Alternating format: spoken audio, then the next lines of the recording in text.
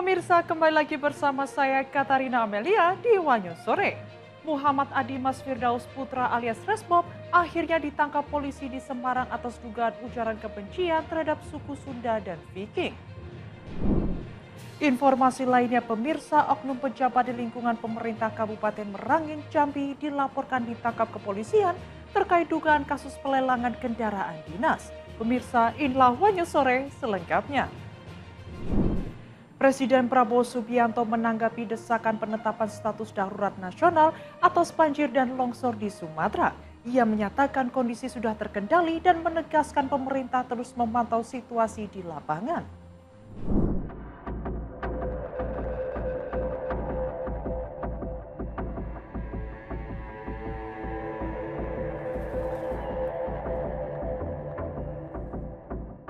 Presiden Prabowo Subianto buka suara terkait desakan penetapan status darurat bencana nasional. Prabowo menegaskan bahwa pemerintah saat ini masih mampu mengendalikan dampak bencana yang terjadi di Aceh, Sumatera Utara, dan Sumatera Barat. Penegasan itu disampaikan Prabowo dalam sidang Kabinet Paripurna di Istana Negara, Jakarta pada Senin 15 Desember 2025. Dalam rapat kabinet itu, ia menyinggung banyak pihak yang teriak-teriak meminta agar bencana di Sumatera ditetapkan sebagai bencana nasional. Prabowo memastikan situasi bencana di 3 provinsi masih terkendali. Ia memastikan pemerintah telah mengirim kekuatan penuh untuk menangani bencana. Saat ini pemerintah juga sudah mulai menyusun proses rehabilitasi dan rekonstruksi. Nantinya, Prabowo akan membentuk satgas atau badan khusus untuk mengurus pemulihan pasca bencana. Pembangunan sebanyak 2.000 hunian tetap akan mulai dibangun dan ia meminta Menteri Perumahan agar bisa langsung dibangun. Prabowo juga memastikan APBN mampu untuk membiayai seluruh pemulihan. Hal itu berkat dari efisiensi yang dilakukan pemerintahannya sejak awal tahun. Kepala negara itu menegaskan bahwa negara hadir secara nyata melalui pengerahan besar-besaran aparat dan alutsista. Sebanyak 50.000 personel TNI dan Polri dikerahkan ke lokasi bencana untuk melakukan penanganan. Operasi lapangan tersebut didukung lebih dari 60 helikopter dan belasan pesawat yang beroperasi setiap hari dari berbagai titik. Prabowo menambahkan bahwa seluruh kementerian terkait terus berada di lapangan, termasuk Kementerian PU, PLN, Kementerian Kesehatan, serta BMKG yang terus memberikan peringatan dini terkait dinamika cuaca ekstrim di kawasan. Saya ditelepon banyak pimpinan kepala negara yang ingin kirim bantuan, saya bilang terima kasih. Concern Anda, kami mampu. Indonesia mampu mengatasi ini. Ya. Ada yang teriak-teriak ingin ini dinyatakan bencana nasional. Kita sudah kerahkan, ini 3 provinsi dari 38 provinsi. Jadi situasi terkendali, saya monitor terus, ya, dan kita sudah merencanakan segera akan kita bentuk, apakah kita namakan badan atau satgas rehabilitasi dan rekonstruksi. Segera kita akan bangun hunian-hunian sementara dan hunian-hunian tetap. Bahkan mungkin saya dapat laporan dari Menteri Perumahan, ya, mungkin mulai hari Minggu ini kita sudah mulai membangun 2.000 rumah. Kemungkinan rumah ini bisa langsung aja jadi rumah tetap, ya. Jadi semua unsur juga nanti bekerja sama, ya. Jangan ada alasan cari lahan dan sebagainya, pakai lahan milik negara yang ada. Kalau perlu PTPN, kalau perlu konsesi-konsesi hutan itu kita pakai semua.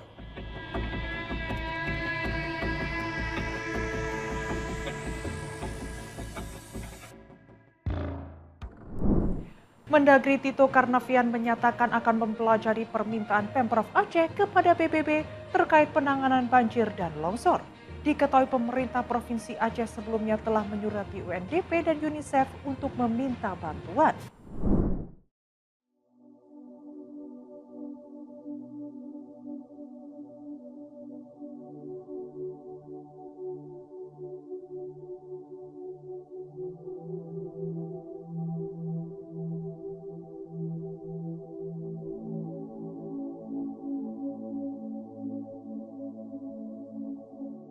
Menteri Dalam Negeri Tito Karnavian menanggapi langkah pemerintah Provinsi Aceh yang menyurati 2 lembaga PBB.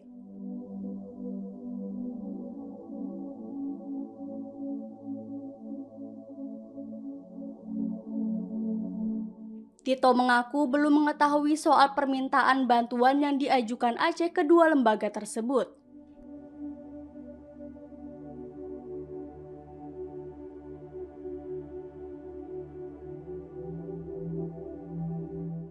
Oleh sebab itu, mantan Kapolri tersebut mengungkapkan akan mempelajari permintaan pemerintah Provinsi Aceh ke PBB.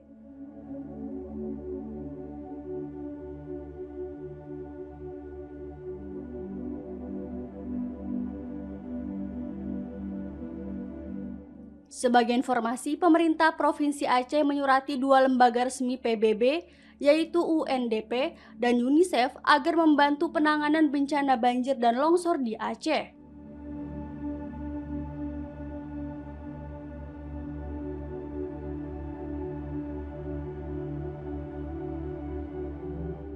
Juru bicara pemerintah Aceh Muhammad MTA menilai situasi di daerahnya sudah menunjukkan kompleksitas persoalan yang membuka dukungan besar dari pemerintah pusat maupun komunitas internasional.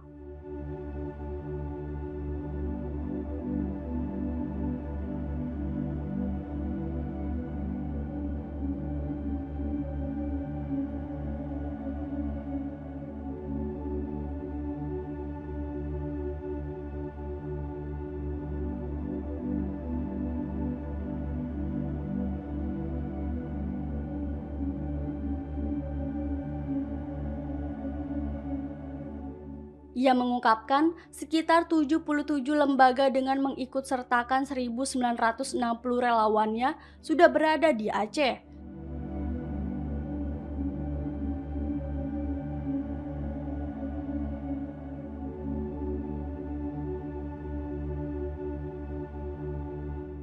Lembaga-lembaga tersebut terdiri dari organisasi non-pemerintah lokal, nasional maupun internasional.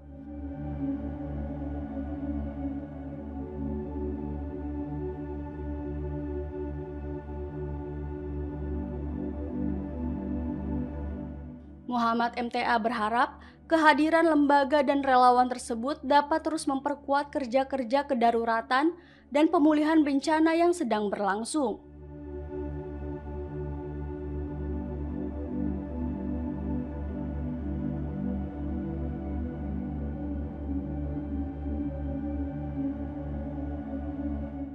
Ia juga menyebut Gubernur Aceh Muzakir Manaf atau Mualem sangat berterima kasih kepada pihak yang membantu Aceh.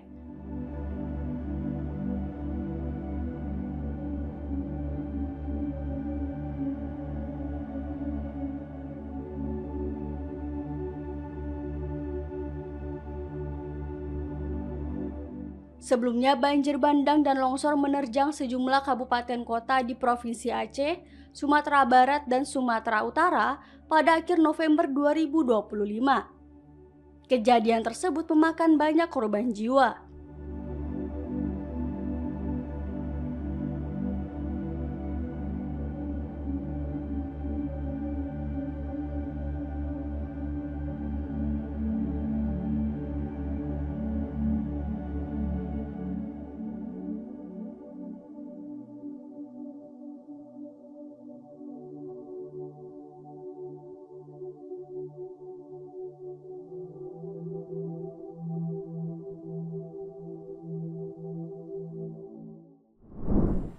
Oknum pejabat di lingkungan pemerintah Kabupaten Merangin Jambi dilaporkan ditangkap oleh kepolisian terkait dugaan kasus pelelangan kendaraan dinas.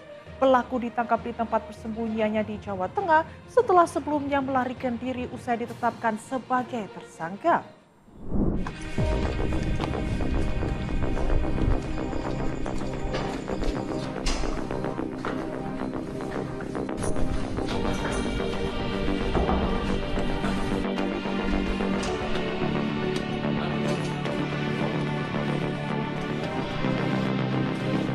Satuan Reserse Kriminal Polres Merangin Jambi dengan bantuan Polres Surakarta berhasil menangkap seorang pelaku berinisial A terkait dugaan kasus penipuan pelelangan kendaraan dinas di lingkungan pemerintah Kabupaten Merangin Jambi.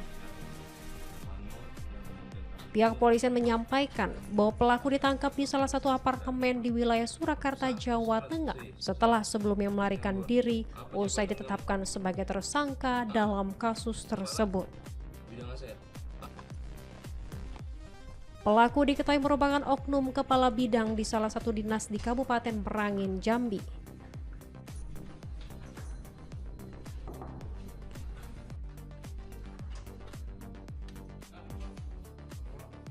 Polisi menduga pelaku menawarkan kendaraan dinas milik pemerintah Kabupaten Merangin seolah-olah dilelang secara resmi sehingga para korban mengalami kerugian hingga puluhan juta rupiah. Dalam proses penggerebekan dan penangkapan, petugas menemukan pelaku sedang menggunakan narkotika jenis sabu. Barang haram tersebut ditemukan di dalam apartemen tempat pelaku bersembunyi. Saat ini, pelaku telah diterbangkan ke Polres Merangin Jambi untuk menjalani pemeriksaan lebih lanjut.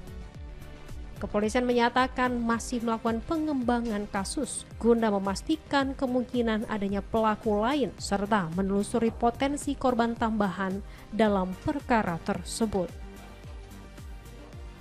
Jadi untuk perkara terhadap pelaku atas nama A itu merupakan tindak pidana penipuan lelang aset milik Pemda Kabupaten Merangin, di mana modus pelaku melakukan penipuan itu menawarkan kendaraan dinas dari Pemda Merangin seolah-olah kendaraan tersebut akan dilaksanakan lelang. Namun setelah ditanya dan faktanya bahwa lelang tersebut tidak termasuk ataupun korban tidak masuk dalam daftar lelang. Kenapa kami kesini nyari kamu? Kenapa? Karena uangnya kenapa? Karena kamu melakukan penipuan, ya.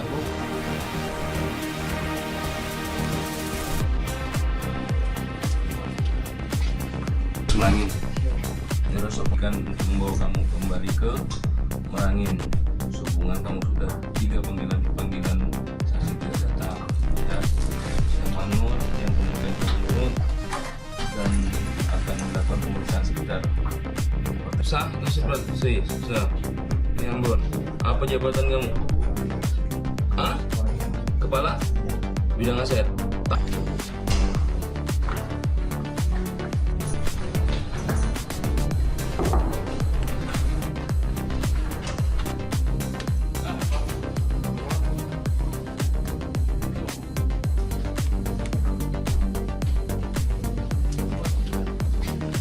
Merangin, terus akan membawa kamu kembali ke Merangin. Hubungan kamu sudah 3 panggilan saksi tidak datang, ya. Yang manut, yang kemudian menurut dan akan melakukan pemeriksaan sekitar. Sah, sah. Ambon. Apa jabatan kamu? Hah? Kepala bidang aset.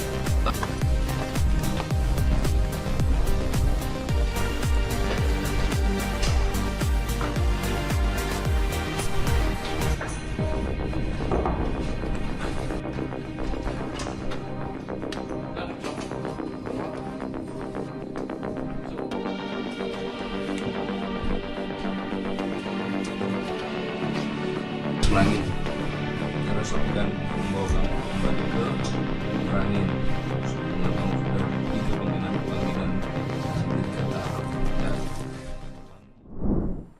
Pakar telematika Roy Suryo mengaku terkejut saat melihat LP yang ditampilkan Polda Metro Jaya dalam gelar perkara khusus kasus dugaan fitnah ijazah Joko Widodo. Roy menyebut baru mengetahui bahwa laporan tersebut diajukan langsung oleh Jokowi.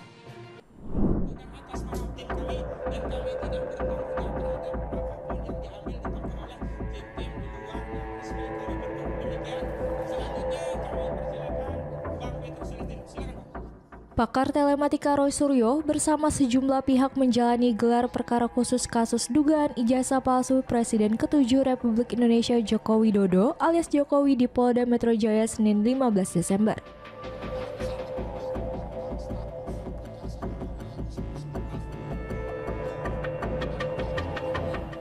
Usai agenda tersebut, Roy mengaku terkejut setelah melihat langsung laporan polisi yang ditampilkan penyidik.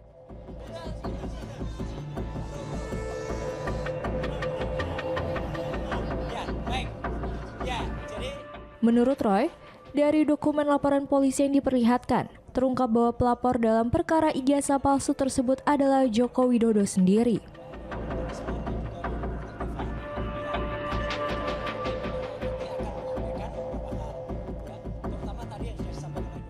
Ia menilai hal itu bertolak belakang dengan pernyataan Jokowi sebelumnya yang menyebut hanya melaporkan peristiwa, bukan orang maupun pasal tertentu.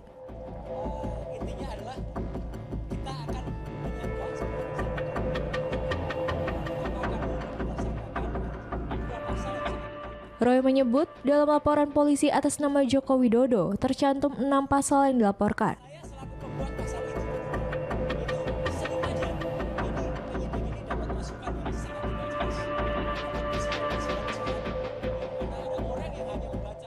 Pasal-pasal tersebut meliputi pasal 310 dan 311 KUHP, pasal 27A dan pasal 28 ayat 2 Undang-Undang ITE, serta pasal 32 dan pasal 35.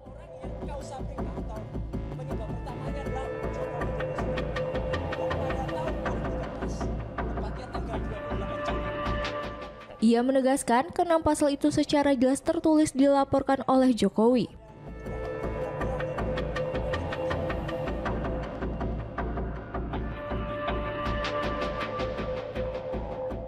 Roy Suryo mengatakan tindakan yang dilakukan Jokowi jahat. Bahkan ia menyebut Jokowi kamu itu jahat banget. Seperti dialog dalam film Ada Apa Dengan Cinta 2.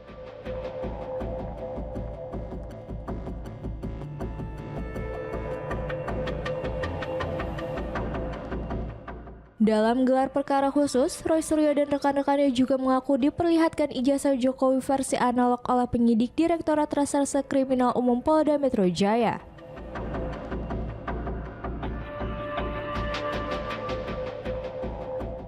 Namun demikian, Roy menegaskan pihaknya tetap pada kesimpulan awal bahwa dokumen tersebut palsu.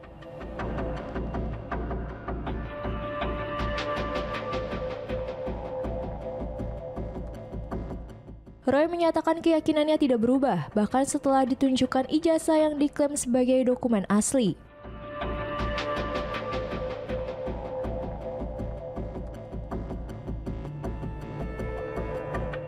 Ia mengaku menilai kondisi fisik ijazah tersebut tampak terlalu baru untuk dokumen yang seharusnya diterbitkan lebih dari 40 tahun lalu pada era 1980-an.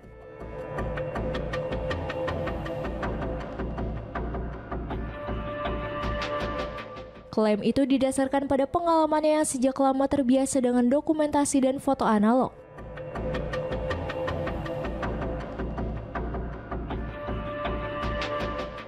Selain mempertanyakan kondisi kertas, Roy dan timnya juga menyoroti sejumlah aspek lain termasuk logo Universitas Gadjah Mada yang tercantum dalam ijazah.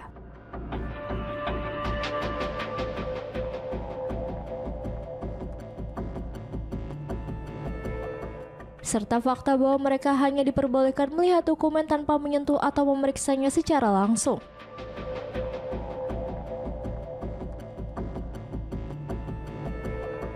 Meski telah mengikuti gelar perkara khusus dan diperlihatkan dokumen yang diklaim sebagai ijazah asli, Roy Suryo dan kawan-kawan menyatakan tetap tidak puas dan bersikukuh menyebut ijazah tersebut palsu. Presiden Prabowo Subianto memimpin sidang Kabinet Paripurna dan menerima Wakil Ketua DPR Sufmi Dasko Ahmad. Keduanya diketahui membahas stabilitas ekonomi menjelang akhir tahun serta perkembangan pemulihan bencana di wilayah utara Sumatera.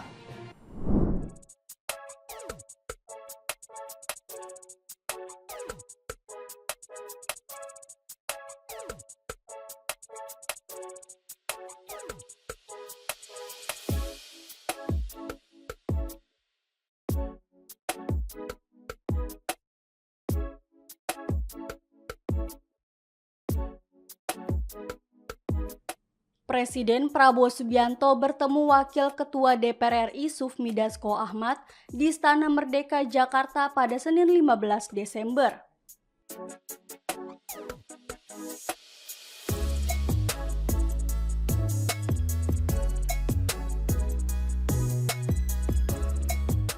Sekretaris Kabinet Teddy Indrawijaya menuturkan, pertemuan itu membahas perkembangan stabilitas ekonomi nasional menjelang akhir tahun.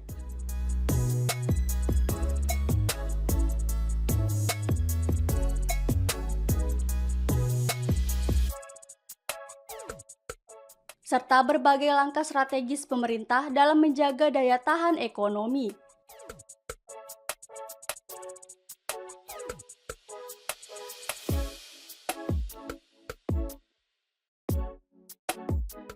Tak hanya itu, Presiden Prabowo dan Dasko juga memberikan perhatian serius terhadap penanganan dan pemulihan bencana di sejumlah wilayah terdampak di Pulau Sumatera.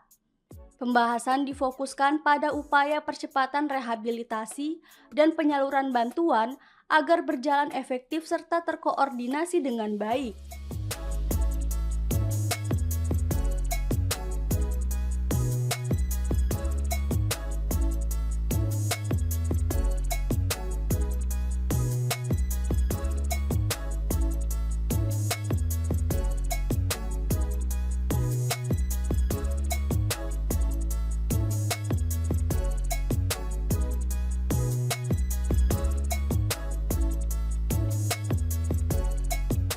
Pertemuan ini mencerminkan komitmen kuat pemerintah bersama DPR RI dalam menjaga stabilitas nasional.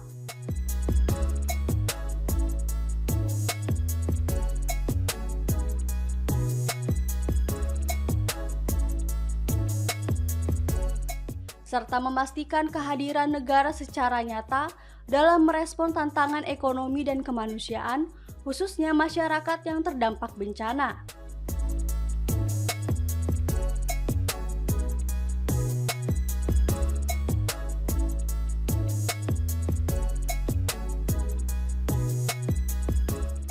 Sebagai informasi, ini bukan pertemuan pertama antara Presiden Prabowo dan Dasko.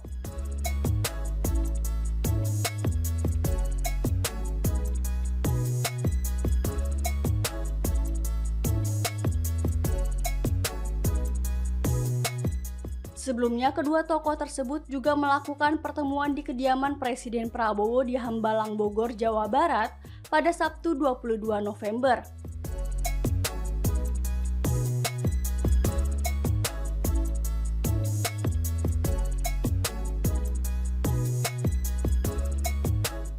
Pertemuan tersebut membahas perkembangan berbagai persoalan hukum di tanah air.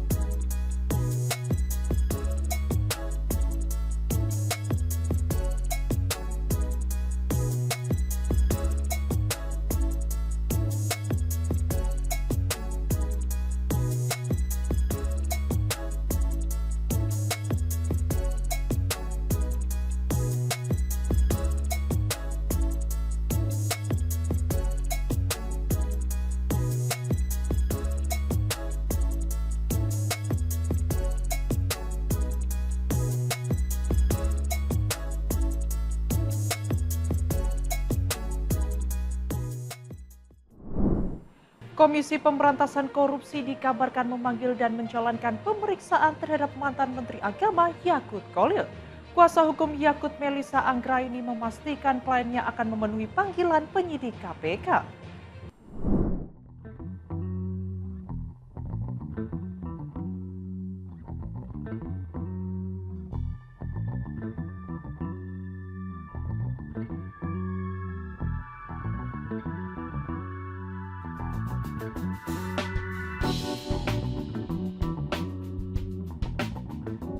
KPK menjadwalkan pemeriksaan terhadap mantan Menteri Agama Yakut Holil Qaumas pada Selasa 16 Desember.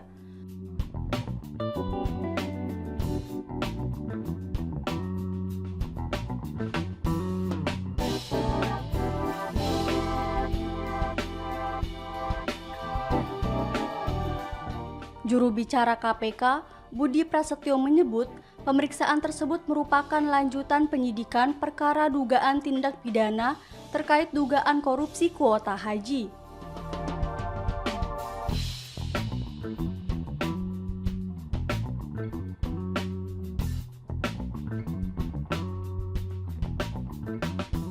Budi mengaku yakin bahwa Yakut akan menghadiri panggilan KPK.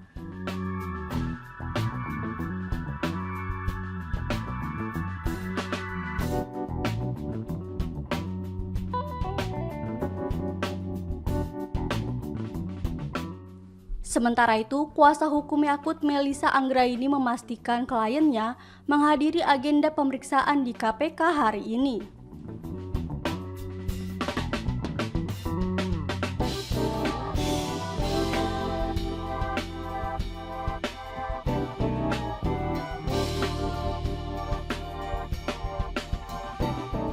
Diketahui ini merupakan jadwal kedua Yakut diperiksa. Ia sebelumnya diperiksa pada Senin 1 September 2025.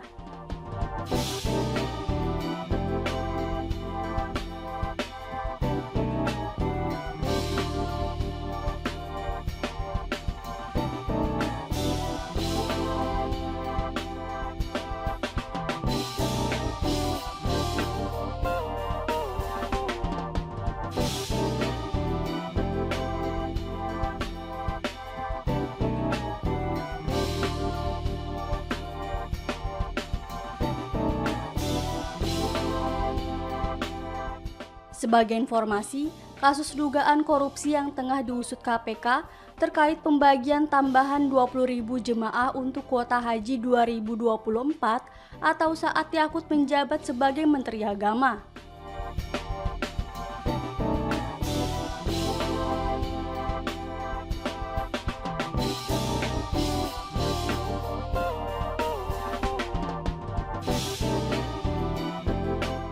Kuota tambahan itu ditujukan untuk mengurangi antrian jemaah haji reguler Indonesia yang biasanya mencapai 20 tahun bahkan lebih.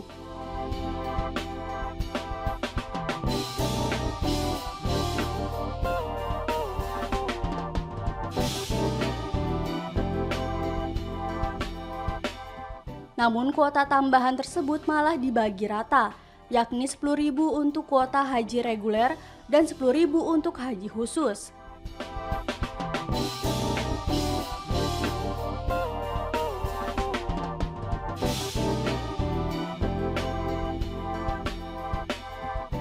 Hal tersebut tidak sesuai dengan pasal 64 Undang-Undang Nomor 8 Tahun 2019 tentang penyelenggaraan ibadah haji dan umroh.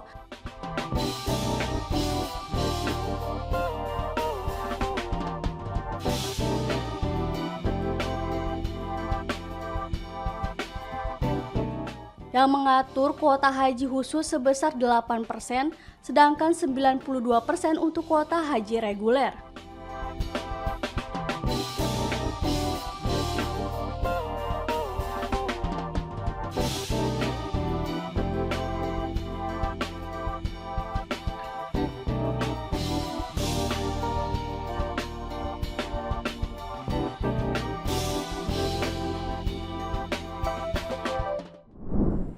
Muhammad Adimas Firdaus Putra alias Resbob akhirnya ditangkap polisi di Semarang atas dugaan ujaran kebencian terhadap suku Sunda dan Viking.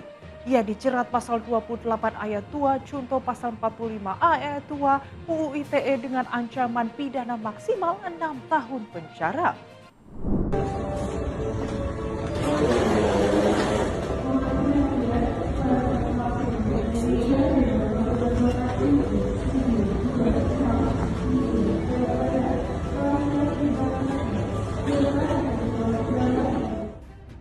Muhammad Adimas Firdaus Putra yang dikenal dengan nama Resbob ditangkap polisi di Semarang atas dugaan pelanggaran UU ITE terkait ujaran kebencian berbasis suku.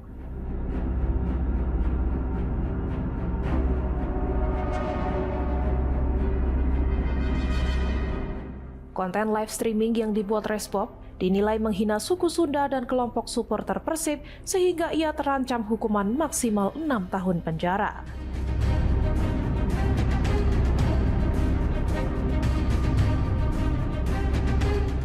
Penangkapan dilakukan oleh Ditreskrim Suspolda Jawa Barat pada 15 Desember 2025 setelah pernyataan Resbob memicu kegaduhan publik.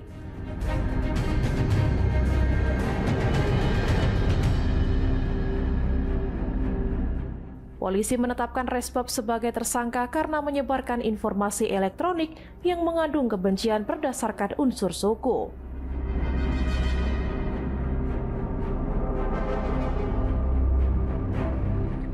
Dalam siaran langsungnya, Resbob diduga secara sadar menyampaikan muatan sara yang menargetkan masyarakat Sunda.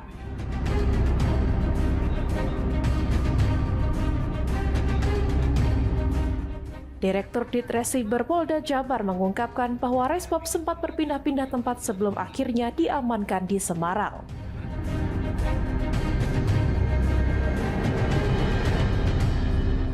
Konten provokatif yang disiarkan Resbob dianggap menghasut permusuhan antara kelompok berbasis etnis.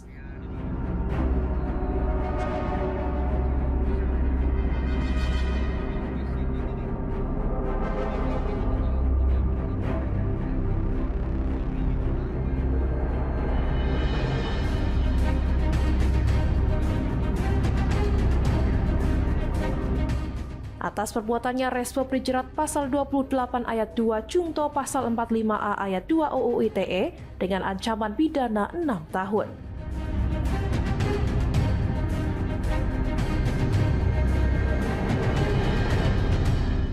Penyidik menyebut ujaran kebencian tersebut juga menyasar komunitas Viking Persib Club.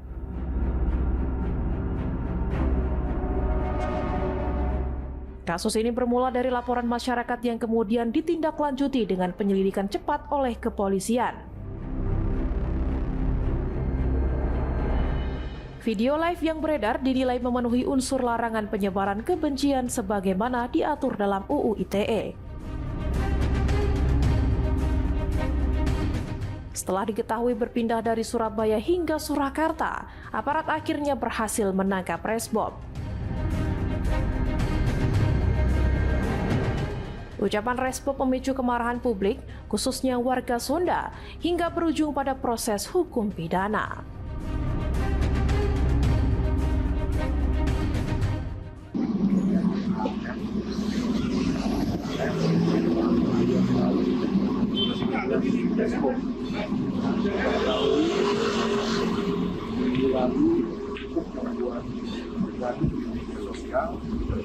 Yang mana ada konten videonya pada saat streamer di YouTube itu mengucapkan menunjukkan bertemu salah satu suku yang ada di Indonesia. Kita sudah melakukan pencarian dari kemarin sudah ada laporan yang bersangkutan kebetulan berpindah-pindah kota dari Surabaya kemudian ke Surakarta, dan terakhir kita tangkap di Semarang. Untuk pasal yang diterapkan, yaitu pasal 28 ayat 2, yaitu setiap orang yang mendistribusikan atau mentransmisikan informasi elektronik yang sifatnya menghasut, mengajak mempengaruhi orang sehingga menimbulkan rasa kebencian, permusuhan individu, kelompok masyarakat tertentu berdasarkan ras, kebangsaan, etnis, warna kulit, agama, termasuk suku. Itu suku Sunda. Kita juga mengucapkan terima kasih kepada kelompok masyarakat atau ormas masyarakat Sunda yang sudah menunjukkan kontribusi kita sehingga kita bisa menuntas kasus ini. Waktu yang membantu kerja berpindah-pindah ke lokasi. Nanti kita dalami. Kalau di dalam kasusnya ada 2 orang lagi yang kita periksa. masih kita dalami, karena dalam pembuatan video itu tidak dilakukan sendiri. Jadi ada dua orang yang membantu ya. Ada 2 orang yang membantu, masih kita dalami, itu kita lakukan pemeriksaan. Sekarang